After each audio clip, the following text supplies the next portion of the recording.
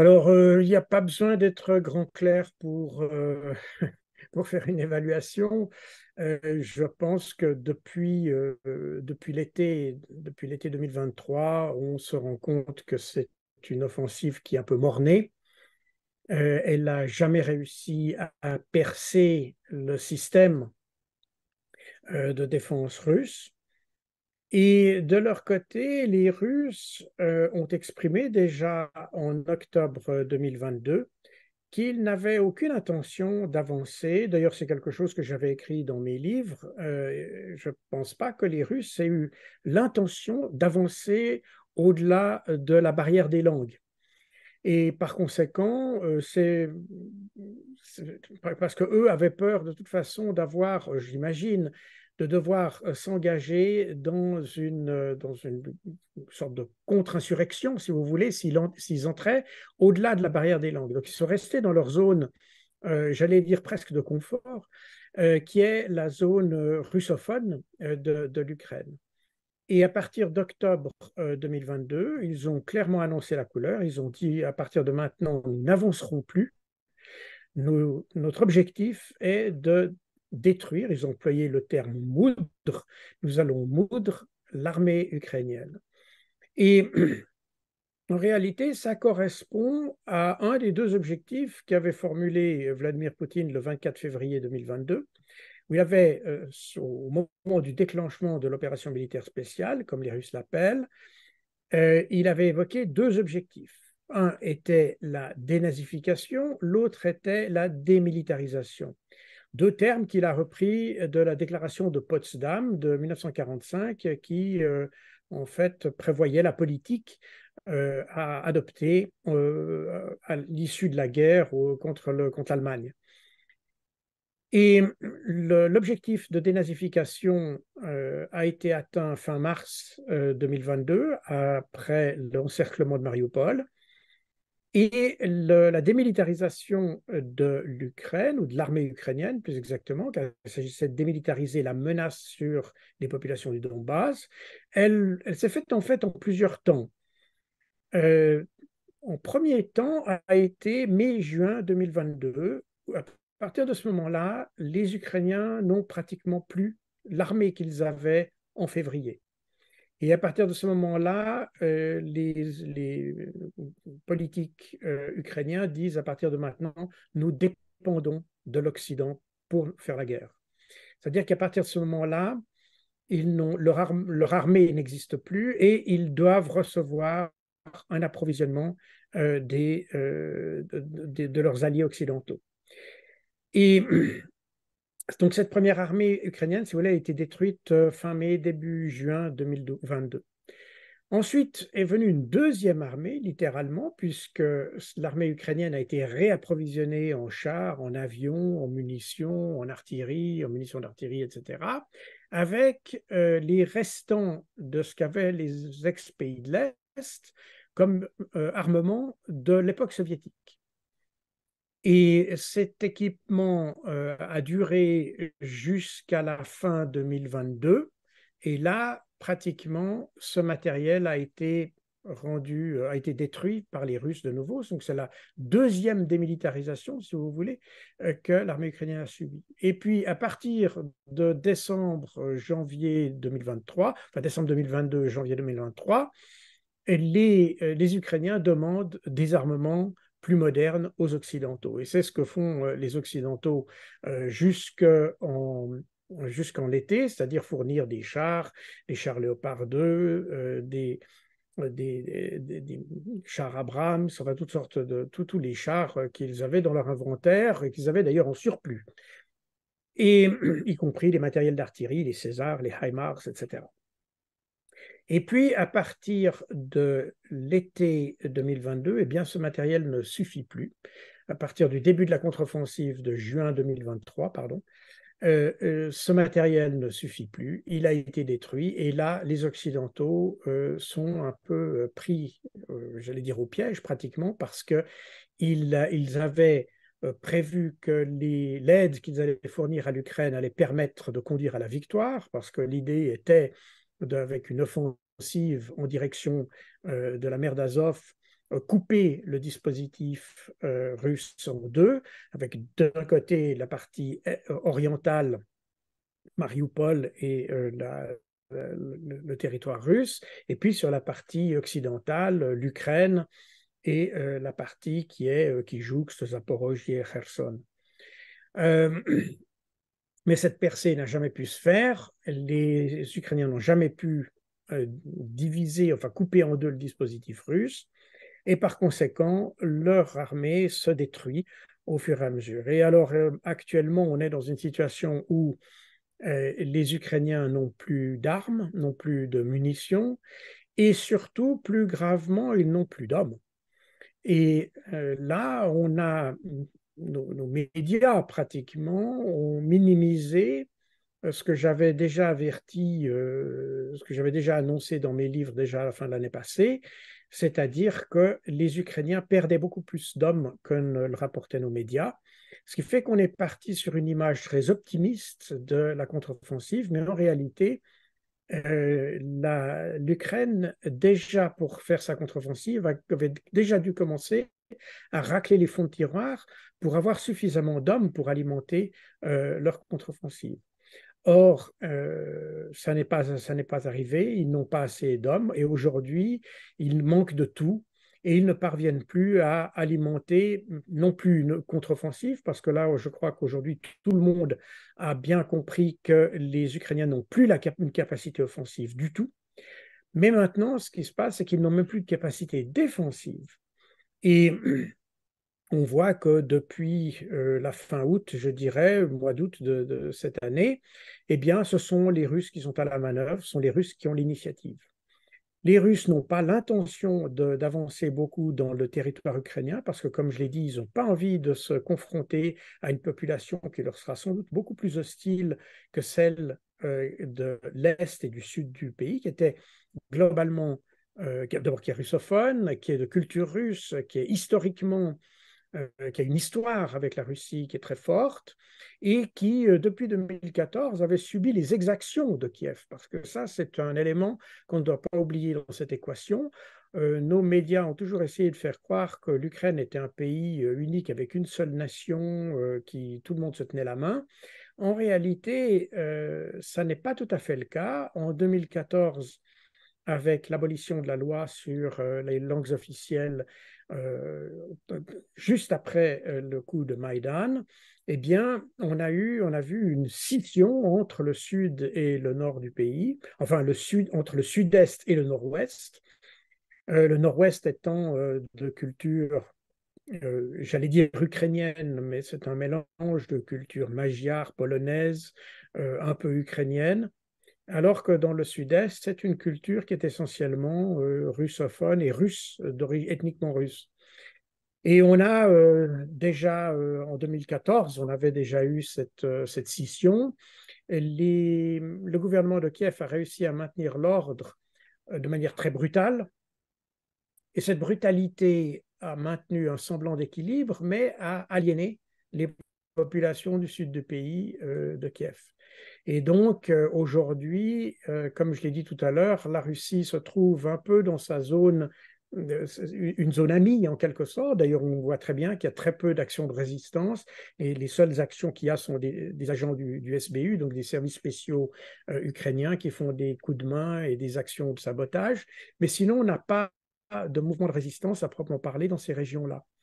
Donc, les Russes sont très bien dans cette zone et ils n'ont pas vraiment l'intention d'avancer. Néanmoins, dans leur démarche de détruire les capacités militaires ukrainiennes, eh bien, ils grignotent le terrain et c'est ce qu'on voit actuellement dans la région d'Avdiivka, Kupiansk et toujours dans la région de Bakhmut d'ailleurs.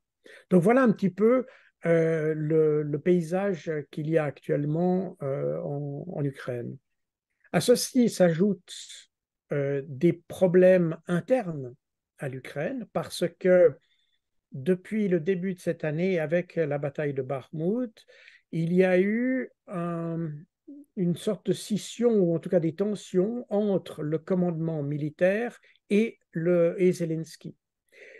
l'armée ou la guerre en Ukraine, du point de vue ukrainien, elle était conduite par la politique, complètement par la politique. Et j'arrive presque à dire, elle était guidée par la communication, presque. C'est la communication du bureau de Zelensky qui a dirigé les opérations.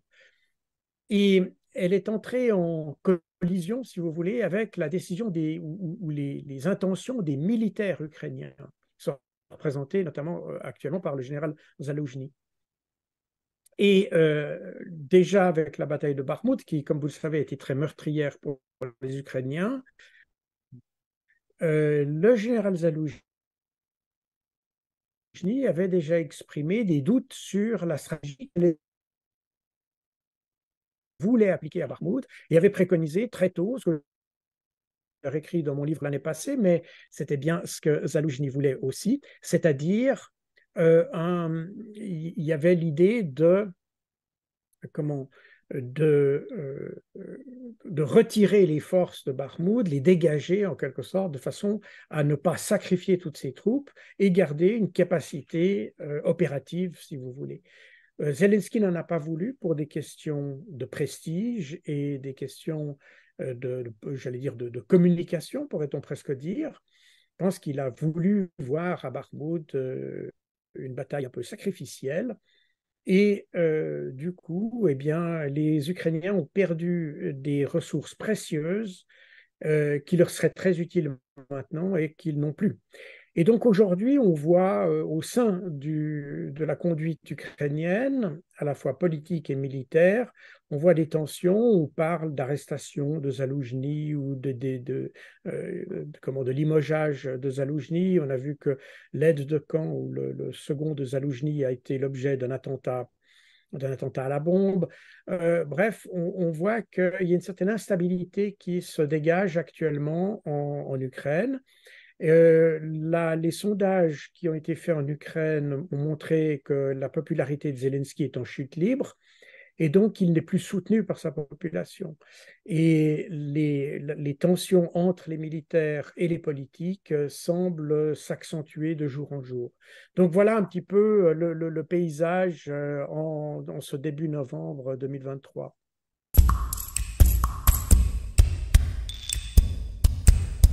Alors les États-Unis, en fait, avaient dans l'idée que cette guerre devait se passer. Et on le sait parce que il y a un rapport qui a été écrit par la Rand Corporation, qui est un think tank du Pentagone, qui a été écrit en avril 2019 et qui décrit sur 300 pages, par le détail, tout ce qu'on a vu se dérouler entre la fin décembre, enfin décembre 2021 et février 2022.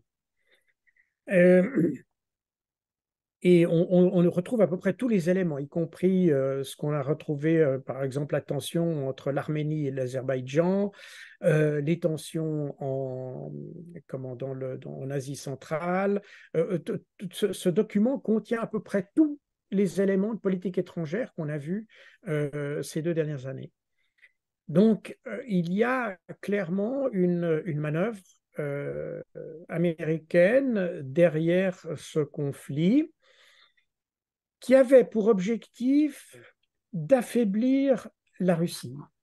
Alors, pourquoi affaiblir la Russie?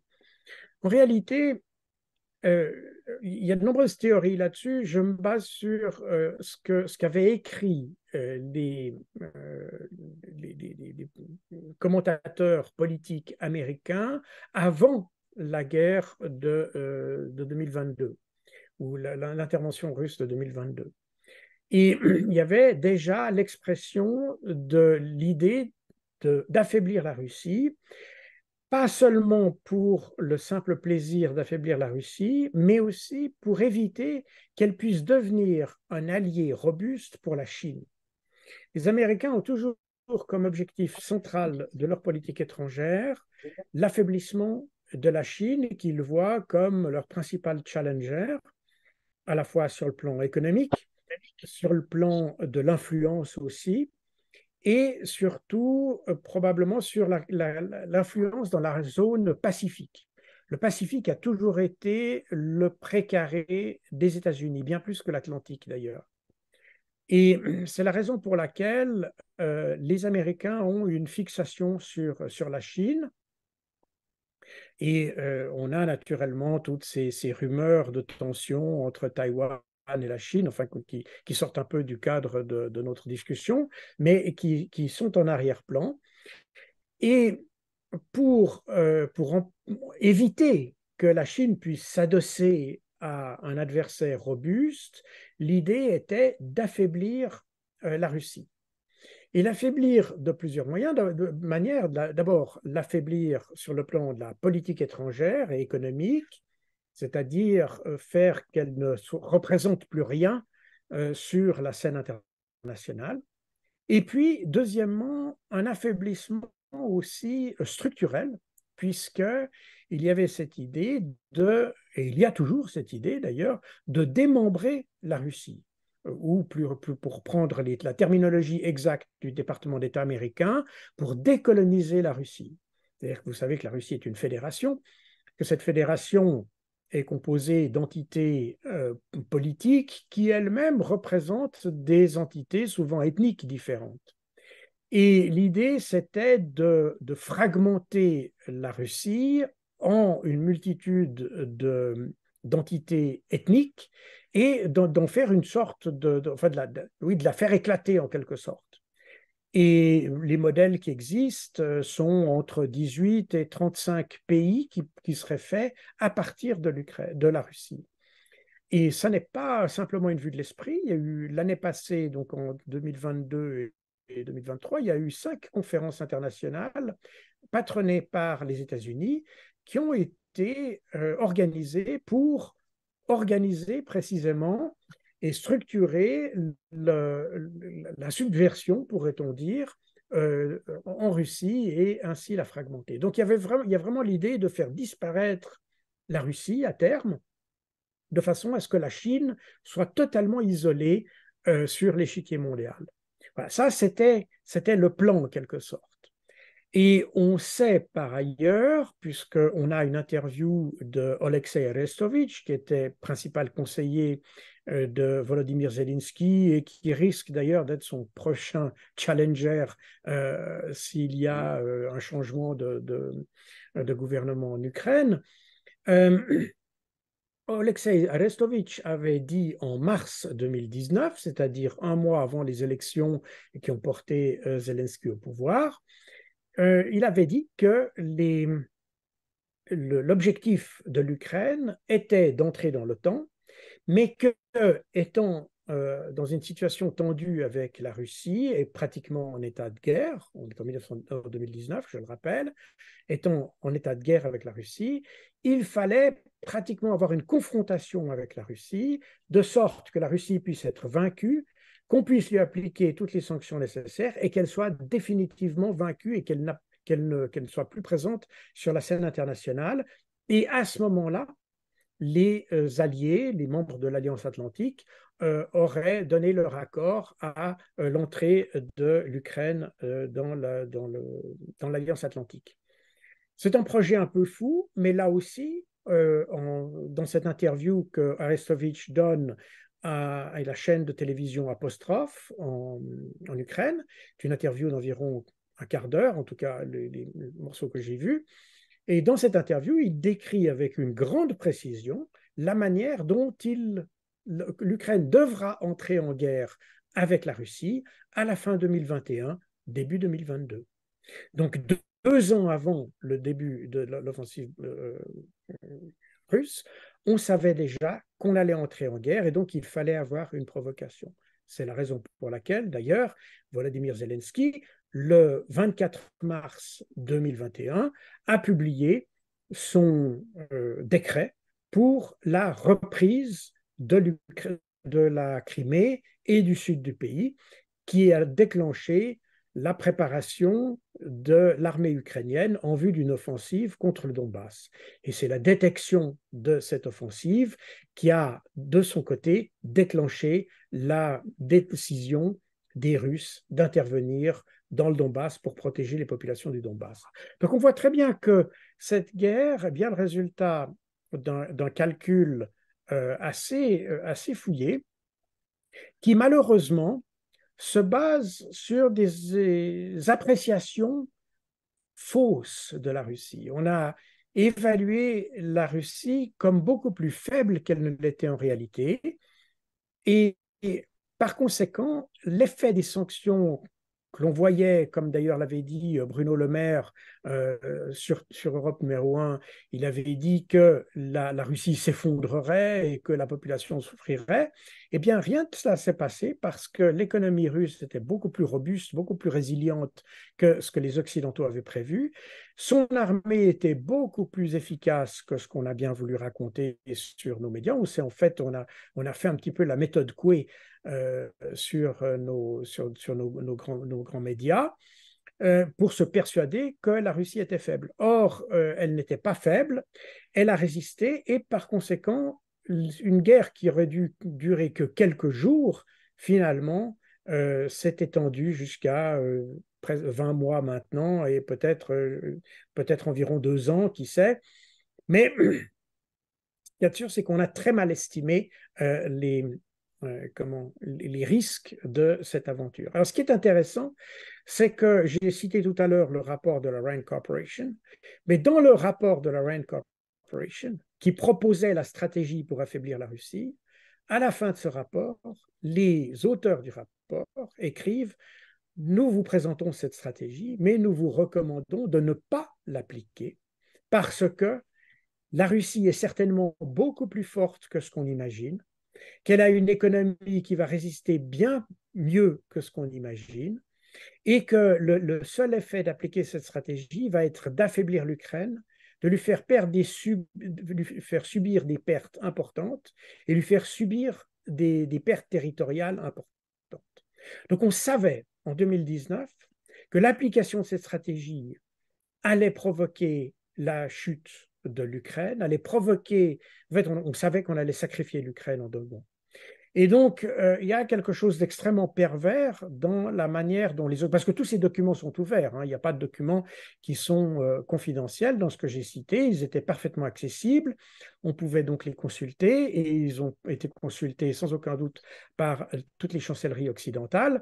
Par conséquent, on s'est engagé dans une guerre, on a même provoqué une guerre avec l'idée, enfin, avec la fausse idée qu'on allait gagner rapidement. Je pense que les Russes, eux, ont fait une évaluation de la situation beaucoup plus avisée. Ils se sont aperçus qu'on a voulu les attirer dans une sorte de piège, mais ils se sont préparés à ce piège et finalement, tel est prix qu'ils croyaient prendre en quelque sorte.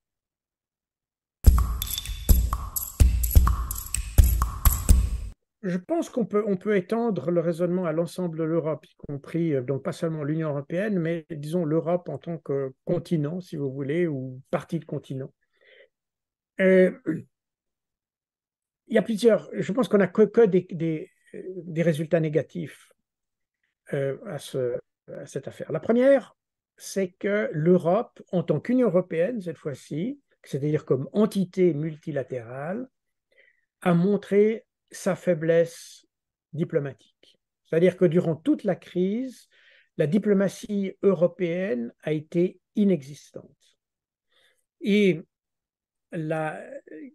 l'idée que l'Union européenne, cette idée qu'elle a de rapprocher les peuples, qui est finalement son idée maîtresse, eh bien, elle a totalement échoué dans ce domaine-là, elle a été totalement absente.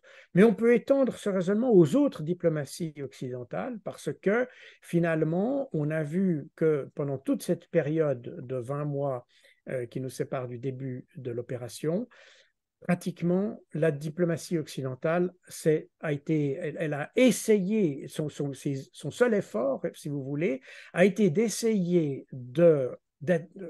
d'empêcher que les pays du reste du monde, comme on le dit, s'éloignent davantage de l'Europe. Parce que le reste du monde, lui, a très bien compris que cette guerre avait en réalité il y avait un mauvais esprit derrière et qu'on avait certainement poussé la Russie à intervenir, que la situation des populations du Donbass était une situation une situation malheureuse, qui était prise finalement en sandwich entre la Russie qui a des liens culturels, ethniques, émotionnels et historiques importants avec eux, et puis un gouvernement de Kiev qui ne prêtait pas beaucoup d'attention. Donc, le premier échec, c'est celui de la diplomatie. Le deuxième échec est évidemment économique. Parce qu'on a essayé, dès le début de la crise, de faire croire que l'Europe dépendait de la Russie. Or, en fait, l'Europe ne dépend pas de la Russie. L'Europe dépend de sources d'énergie à bon marché. C'est comme ça qu'il fallait voir le problème. Et l'URSS, puis la Russie, nous ont fourni de l'énergie à bon marché depuis la fin des années 60, sans jamais faillir à leur promesse de fournir de l'énergie, quelles qu'aient été les situations, la situation politique et les tensions qu'il y a eu même durant la guerre froide. Par conséquent, je pense qu'on peut dire, en toute honnêteté, que les Russes ont été, depuis qu'ils nous fournissent de l'énergie, des partenaires fiables au point de vue économique. Il y a eu des différends politiques, il y a eu des moments très tendus. Hein. Je vous rappelle, par exemple, lorsqu'un avion de la chasse russe, enfin soviétique à l'époque, a abattu le Boeing 747 de la Korean Airlines au-dessus de la presqu'île de Sakhalin en 83. C'est des moments extrêmement tendus entre l'Est et l'Ouest, et pourtant, à aucun moment, les Russes ou les Soviétiques n'ont interrompu leur livraison de gaz. Donc on a une stabilité de la relation économique entre l'URSS, puis la Russie et l'Europe, qui est assez remarquable. Et la raison pour laquelle tout d'un coup, en 2017, d'ailleurs sur les recommandations de Donald Trump, ce qui est quand même assez ironique, sur les recommandations de Donald Trump, nous avons tout d'un coup imaginé que c'était un pays qui cherchait à exploiter notre dépendance. Ça n'a jamais été le cas dans l'histoire et on ne voyait pas pourquoi tout d'un coup, en 2017, ça devait commencer. Et ça, évidemment, ça a eu des répercussions sur l'affaire du gazoduc Nord Stream 1 et puis Nord Stream 2. Et puis les sabotages d'ailleurs qui ont suivi. Donc, on s'est créé un adversaire, en fait, qu'on n'avait pas du tout besoin d'avoir. Et ça, je pense que tous les pays du monde s'en sont aperçus, sauf en Europe où on s'est convaincu nous-mêmes d'un narratif. Mais le problème de ce narratif, c'est pas seulement la question politique, mais c'est aussi qu'on s'est privé d'une source d'énergie pour lesquelles nous avions toutes les infrastructures, elles étaient là, elles étaient rentables, elles étaient amorties. Et maintenant, on est obligé de recourir à des sources d'énergie qui sont beaucoup plus coûteuses en substance, de manière inhérente, beaucoup plus chères parce qu'elles sont plus difficiles à extraire, mais aussi plus difficiles à transporter. Et il faut créer des infrastructures pour les accueillir, pour les faire circuler dans l'Union européenne. Enfin bref. Donc on a une énergie qui est beaucoup plus chère et on commence déjà à en voir les effets. Enfin, ça fait déjà maintenant quelques mois qu'on en voit les effets notamment en Allemagne et dans l'Europe de l'Est, qui est aujourd'hui littéralement suffoquée par le manque d'énergie. Donc on s'est tiré une balle dans le pied. Et on s'est tiré une balle dans le pied à plusieurs titres, parce que avec les sanctions sur l'énergie, on a appliqué les sanctions aussi sur les transactions financières et sur les avoirs financiers, les avoirs souverains de la Russie. Et là, on a lancé un mauvais signal au reste du monde, parce qu'on leur a montré que nous n'étions plus des partenaires fiables, qu'à n'importe quel moment, avec n'importe qui, même avec des gens avec qui on n'avait jamais eu de problème auparavant, on était capable de changer de politique du tout au tout, qu'on était capable d'appliquer les sanctions les plus dures à un adversaire dans le but de le faire couler, y compris de pratiquer ce qu'on peut appeler littéralement du vol d'ailleurs, d'avoir financier, sans aucune raison et sans devoir le motiver. Et ça, je pense que là, on a touché à notre crédibilité dans le monde. Et puis, on a aussi on a perdu notre crédibilité en matière, je dirais, stratégique, parce que nous avons colporté l'idée que nous étions du bon côté, qu'il n'y avait qu'un seul gentil, qu'il y avait donc un seul méchant, du coup, et que nous allions avoir la victoire, qu'on avait d'ailleurs déjà la victoire. Pratiquement au lendemain de l'intervention russe, tout le monde disait la Russie a déjà perdu, l'Ukraine a déjà gagné. Et on s'aperçoit à l'usage qu'on est dans un discours qui était manifestement fallacieux et qui, de manière assez perfide d'ailleurs, a surtout trompé les Ukrainiens eux-mêmes, parce qu'eux ont fini par croire qu'ils allaient effectivement gagner cette guerre, qu'ils allaient avoir suffisamment de soutien de la part des Occidentaux pour pouvoir entretenir cette guerre. Or, les Occidentaux ont des ressources limitées, particulièrement l'Europe, et par conséquent, aujourd'hui, d'ailleurs, on arrive au bout de ce qu'on arrive à faire. On arrive à donner de l'argent, mais on n'arrivera pas à donner des hommes et du personnel militaire à l'Ukraine. Par conséquent, on arrive au bout de ce qu'on arrive à faire pour l'Ukraine.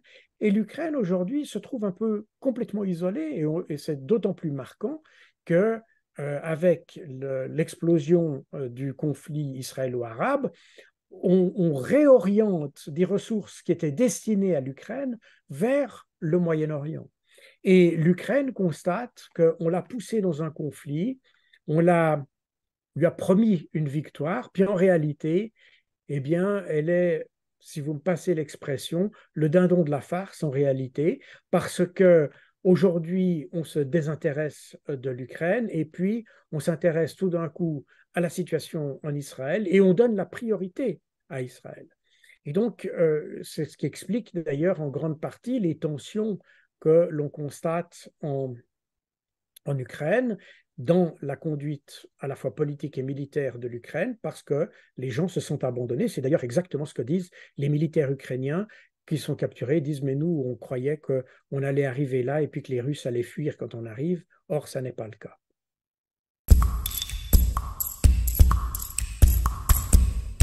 Alors évidemment, je n'ai pas de boule de cristal. Et il est difficile à ce stade de voir quelle va être l'issue du conflit. Les éléments d'inconnu sont d'abord la disponibilité des Ukrainiens à négocier. Je rappelle que Volodymyr Zelensky a émis un décret qui interdit de négocier avec la Russie tant que Vladimir Poutine est au pouvoir.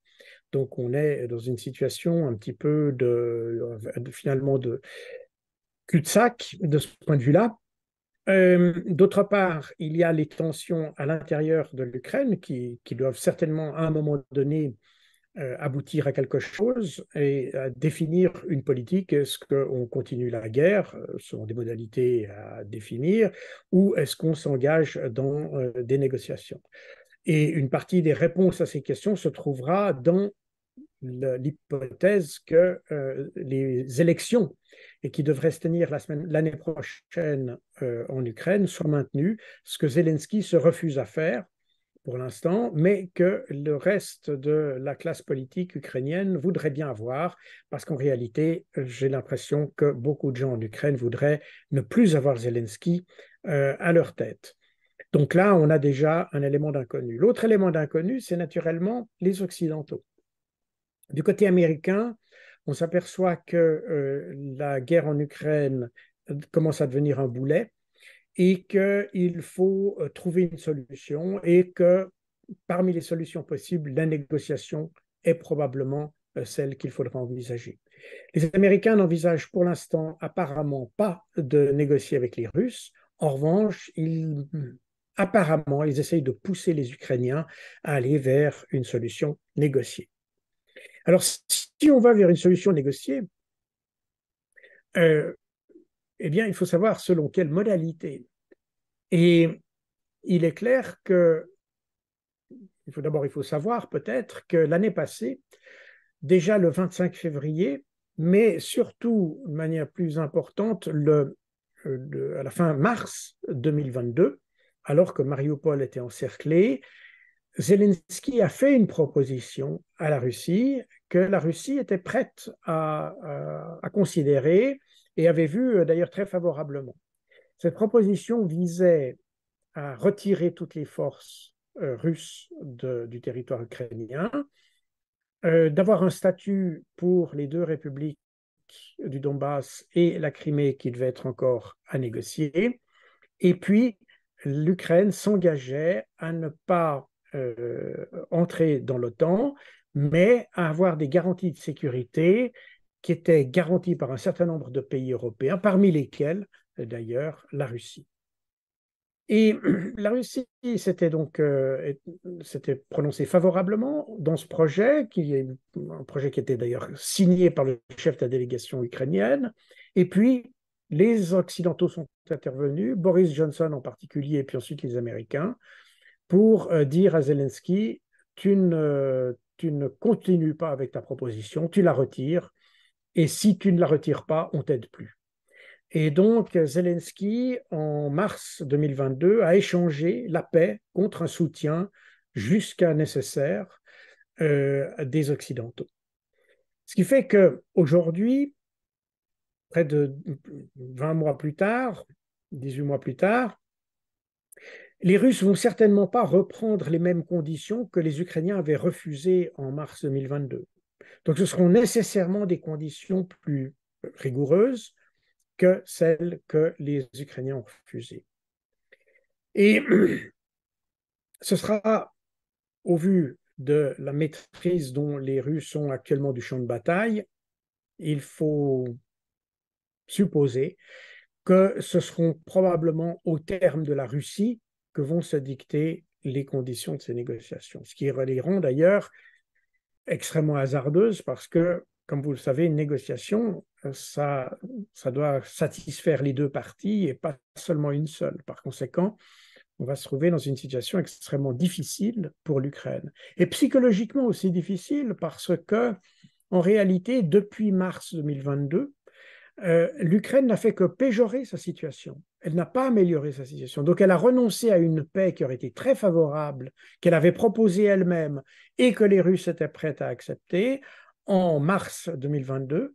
Mais eux-mêmes ont refusé ces conditions favorables et par conséquent, ils se trouvent aujourd'hui dans une situation encore pire avec des dizaines, on pourrait même dire des centaines de milliers de morts, des gens qui ont émigré dans toute l'Europe et qui probablement ne reviendront pas, ou en tout cas une bonne partie d'entre eux ne reviendra pas parce qu'ils se sont intégrés d'ailleurs en 2 ans à nos sociétés, qu'ils ont trouvé du travail et ils ont commencé à s'implanter dans nos pays.